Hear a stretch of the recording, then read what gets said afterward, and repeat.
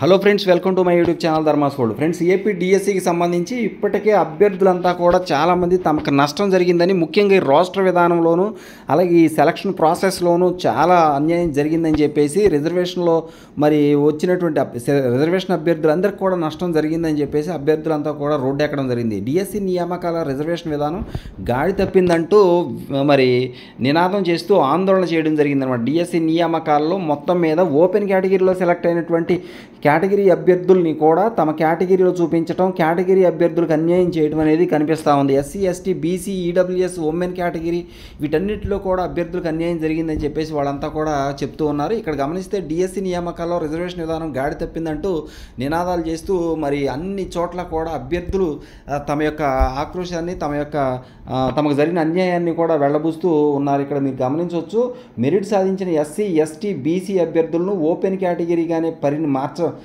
మార్చాలని చెప్పేసి, డిఎస్సిలో లోపాలు సరిదిద్దాలని చెప్పేసి అభ్యర్థులతో కూడా ఈరోజు నిన్న కూడా గత 2-3 రోజుల నుంచి కూడా అభ్యర్థులు వివిధ జిల్లాల్లో వివిధ సిటీస్లో తమ యొక్క ఆవేదన వ్యక్తం చేస్తూ ఉన్నారు. డిఎస్సి నియామకాల్లో మెరిట్ సాధించిన ఎస్సీ, ఎస్టీ, బీసీ అభ్యర్థులను ఓపెన్ కేటగిరీ నుంచి రిజర్వేషన్ కోటాలోకి మార్చడం రాజ్యాంగ విరుద్ధమని విస్తృత దళిత సంఘాల ఐక్య వేదిక విధ్వంసం తీవ్రంగా విమర్శించింది. రాష్ట్ర కన్వీనర్ డాక్టర్ బూసి వెంకట్రావు మాట్లాడుతూ మరి జీవో 77 ప్రకారం రిజర్వేషన్లు వర్టికల్ పద్ధతిలో అమలు చేయాలని స్పష్టం చేసిందని, మెరిట్ సాధించిన అభ్యర్థులు ఎల్లప్పుడూ ఓపెన్ కేటగిరీలోనే ఉండాలని నిబంధన ఉందని గుర్తు చేశారు. కానీ ప్రభుత్వం చీకటి పద్ధతిలో వారిని రిజర్వేషన్ రోస్టర్లోకి నెట్టడం వల్ల నిజమైన అనర్హులుగా మారిపోయి వందలాది రిజర్వ్డ్ పోస్టులు తగ్గిపోయాయని ఆవేదన వ్యక్తం చేశారు.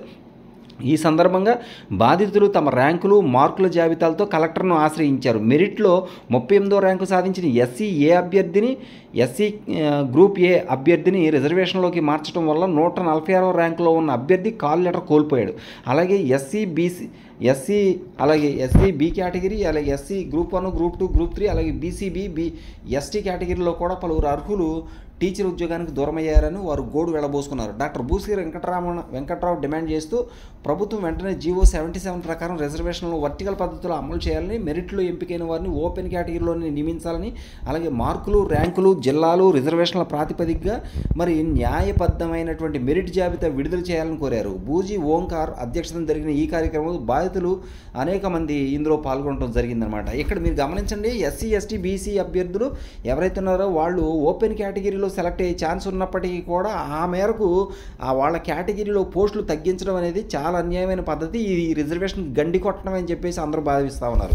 కాబట్టి ఇది చాలా ముఖ్యంగా వెనకబడిన కులాలు లేకపోతే వెనకబడిన మరి తెగలకు సంబంధించినటువంటి అభ్యర్థులు మరి అభివృద్ధిలోకి రావాలంటే రిజర్వేషన్లు పక్కాగా అమలు చేయాల్సి ఉంటుంది. ఇది అమలు చేయకపోవడం వల్ల అనేక మంది అభ్యర్థులు ఆయా కేటగిరీలో పోస్టులు పొందవలసిన వాళ్ళు కూడా ఈరోజు పొందలేకపోవడం అనేది చాలా అన్యాయం. వర్టికల్ పద్ధతిలో 77 జీవో ప్రకారం కంపల్సరీగా ఇది అమలు చేయాలి. ఓపెన్ కేటగిరీలో సెలెక్ట్ అయిన అభ్యర్థిని ఓపెన్లోనే ఉంచాలి, అంతేగాని కేటగిరీలో అతను చూపించకూడదు అనే విషయం క్లియర్ కట్గా అక్కడ ఆ యొక్క 77లో కూడా క్లియర్గా ఉంది. కాబట్టి దాన్ని అమలు పరచాలి. అలాగే న్యాయబద్ధంగా మరి మెరిట్ లిస్ట్ అనేది, అలాగే న్యాయబద్ధంగా సెలక్షన్ లిస్ట్ అనేది తప్పనిసరిగా ప్రకటించి దాని ప్రకారం మరి అభ్యర్థులకి సర్టిఫికేట్ వెరిఫికేషన్ చేయాలి. అంతా కూడా చాలా దారుణంగా జరుగుతూ ఉంది.